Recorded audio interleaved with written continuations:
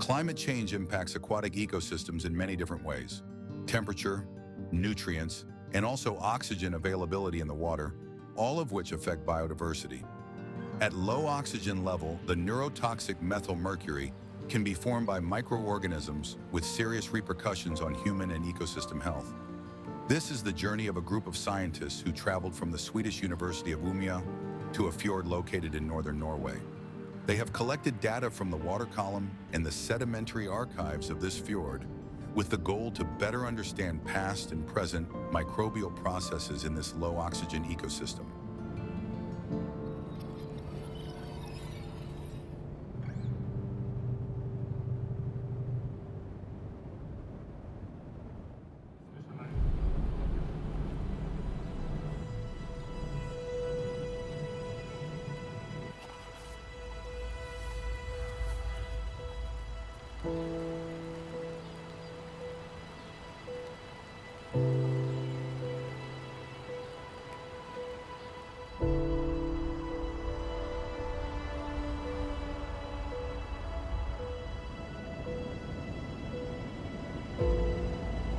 À cause du réchauffement climatique, on sait que les milieux aquatiques sont impactés par les augmentations des températures. Ça a un impact sur les colonnes d'eau et sur les microbes qui vivent à l'intérieur de ces colonnes d'eau. Ajoutez à ça le fait qu'il y a de plus en plus de pollution humaine localement dans les milieux côtiers, donc beaucoup de nutriments qui arrivent dans l'eau. L'augmentation des nutriments et le réchauffement climatique, ça va causer la désoxygénation de ces milieux. Une autre des conséquences du fait qu'il y a de moins en moins d'oxygène dans les milieux côtiers, c'est que le mercure, qui est un polluant, peut être transformé par les microbes qui n'utilisent pas d'oxygène, qui vivent dans des conditions anaérobiques. Et ce mercure est transformé en methylmercury, qui est un composant neurotoxique.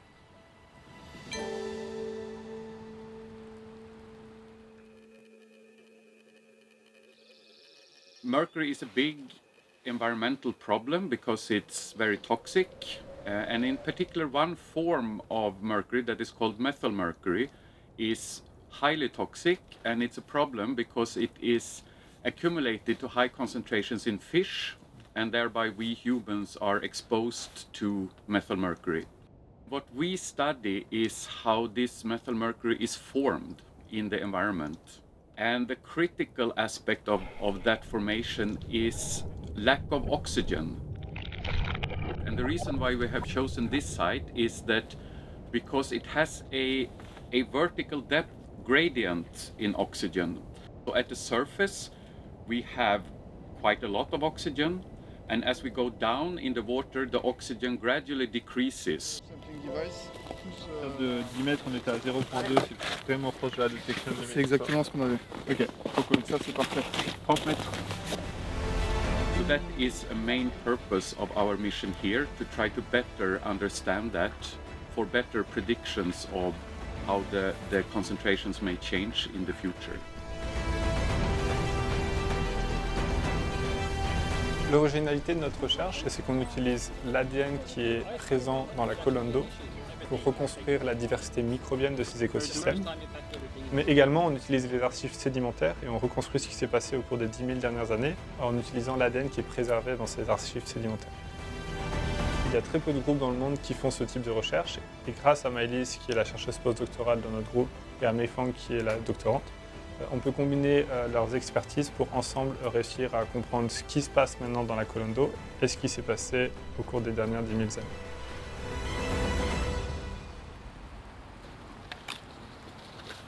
So I can demonstrate these ice picks. When you're traveling on the ice, walking on the ice, have them available to you, and say you were to fall through the ice, you're like in a hole in the ice, trying to keep afloat, you grab them, and then you try to reach as far up on the edge of the ice as possible, and get them in the ice, and you can use that to drag your body up. And if there is a hole in the ice, it's because the ice is weaker there, right? So then you shouldn't try to stand up immediately. Then it's smart to maybe do one more and try to get as far away back to safety. He is very professional, and he taught us how to survive if we really dropped in the hole.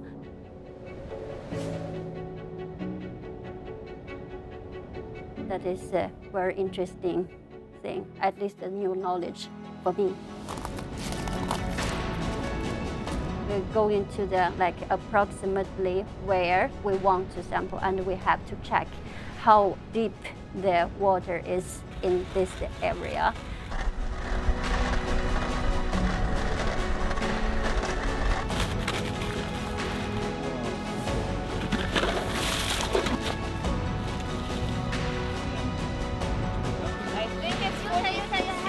And so we have a first hole, and then we start basically splitting the task. So what was planned is that Mei Fong is taking the water sides, I'm taking the sediment side.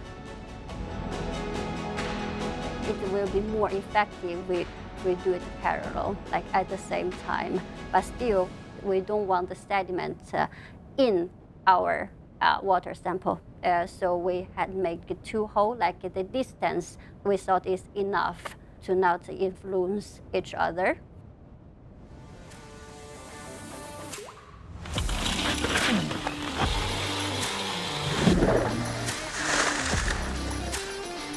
The ice is really thick. It's like 60 centimeters, so it's quite a challenge for us to make a hole like big enough to let our go flow bottle go into this hole.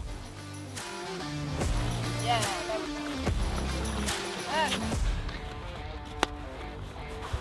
Great job. When this is done, we set up our sampling equipment, which basically is made of special types of water collection vessels. So big bottles, in our cases 5 liters or 25 liters. And the way these work is that we open them at the top and at the bottom, and then lower them on a rope down through the water column to the depth that we want to sample. 5 meters soon.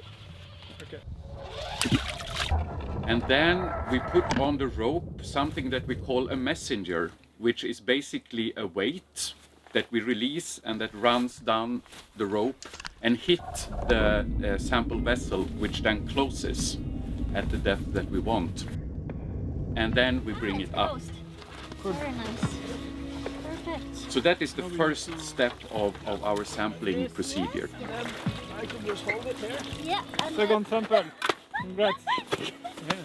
Thank you very much. Now, it's a really nice working station. Good work on this.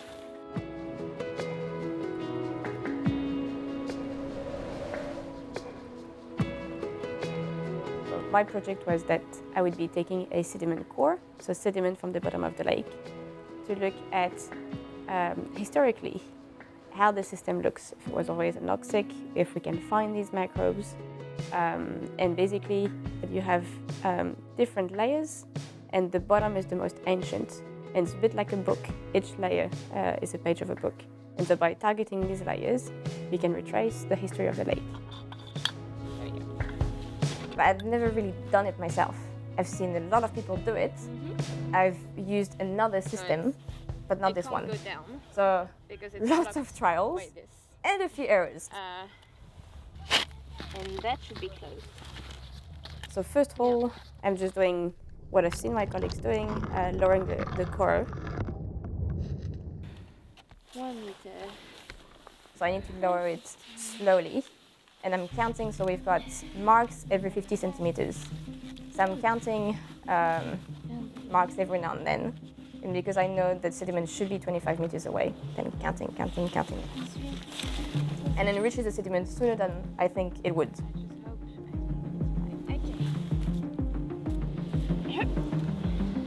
So there's basically a seal that comes on top of the tube. And so when it reaches the sediment, the seal goes on the tube, and when you go back up, it stays on the tube. And so it creates that vacuum, which stays as long as it's in the water. But the moment you take the whole tube out, the vacuum goes away. I need to plug the tube from under before the vacuum goes away. Slowly, slowly, slowly. Oh shit. It went away. All? Yeah, But why? Is it open from here? yeah, it did. So I get it down again. Okay.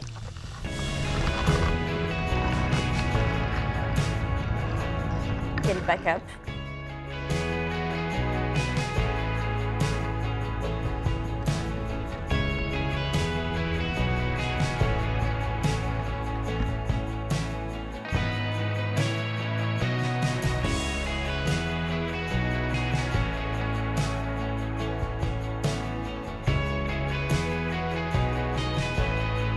I've got my core. This is pristine. I'm not doing anything. I'm just staying there enjoying the moment for a minute because this is just freaking awesome. Can you see? It's just shining. This is beautiful. I still managed to get my different layers. I hit that dark layer that I could see on the core, and I have just like pieces of. It looks like soft chocolates, and then I realize it's wood. And then Shetil tells me, oh yeah, in the 1970s, there was an avalanche that just put a lot of wood in the lake. And so we'll have to check with our analysis, but it looks like we've hit that avalanche of 1970s, which is just crazy to be able to correlate what I'm seeing in the sediment with intel from other people.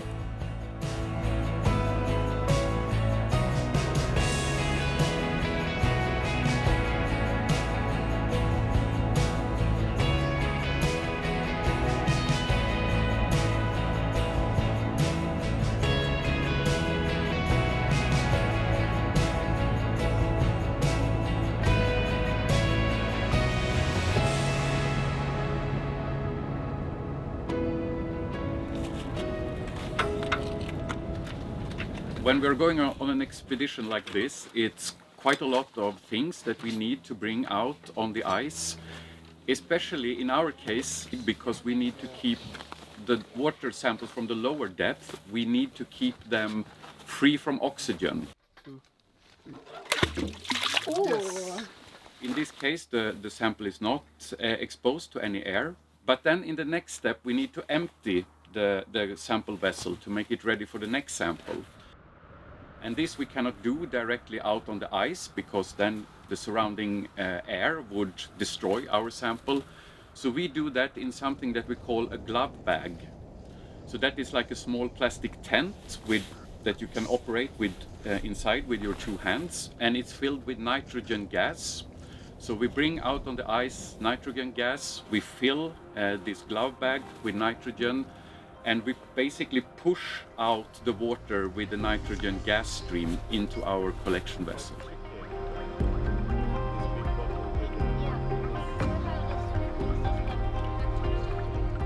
And this is in principle a nice and easy setup that we often do at home, indoors in our labs.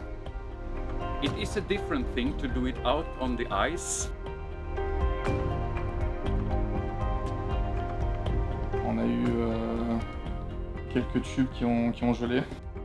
On a eu la chambre anoxie qui a un petit peu explosé, donc on a dû s'adapter. Et tout a fait un grand travail là-dessus pour s'adapter à travailler avec une seule main.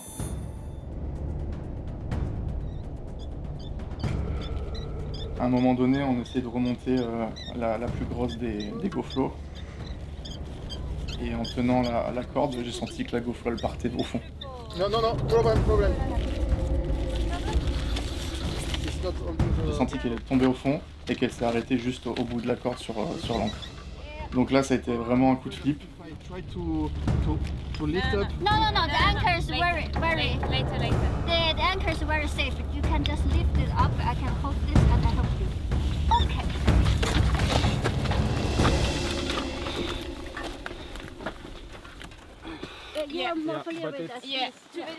Et après, on a adapté notre système avec une GoFlow beaucoup plus petite qui nous facilitait l'échantillonnage.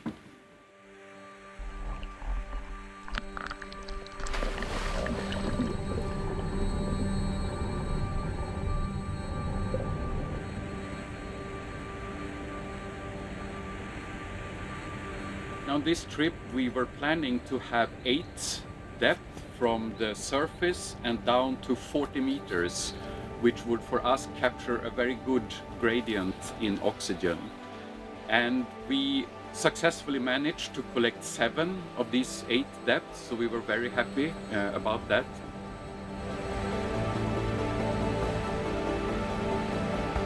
One thing that is for sure with field work is that nothing or not everything goes as planned.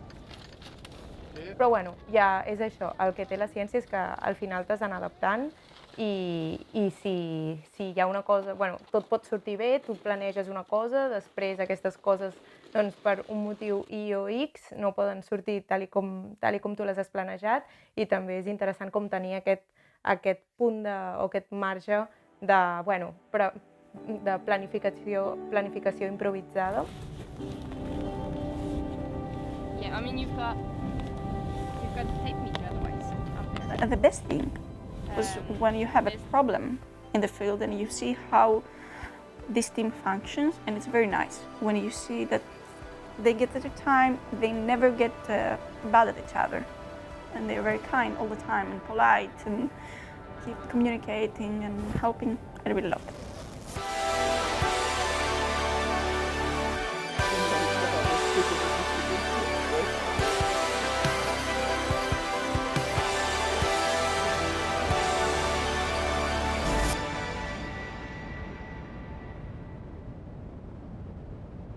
La recherche qu'on a faite ici et qu'on va continuer, on va la faire dans plusieurs autres types d'écosystèmes côtiers pour essayer de mieux comprendre, parce qu'un système permet d'emmener des données, mais beaucoup de systèmes permettent de comprendre beaucoup mieux l'impact du climat et des effets humains sur les écosystèmes.